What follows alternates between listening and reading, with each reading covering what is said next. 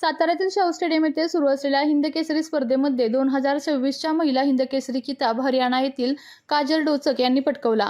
दिल्लीच्या खुशी दलाल आणि हरियाणाच्या काजल यांच्यामध्ये अंतिम सामना पार पडला। यामध्ये महिलांच्यामधून हरियाणाच्या काजल यांनी यावर्षीचा हिंदकेसरी गदेच्या मानकरी ठरल्या।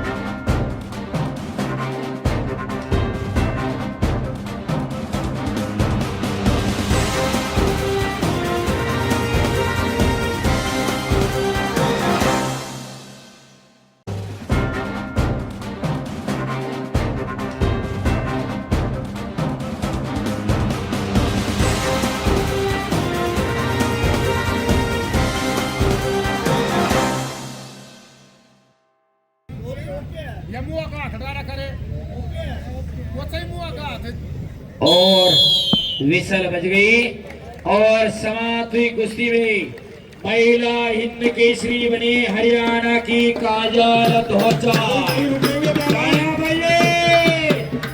हिंद केसरी बनी खुशी दलाल देवी।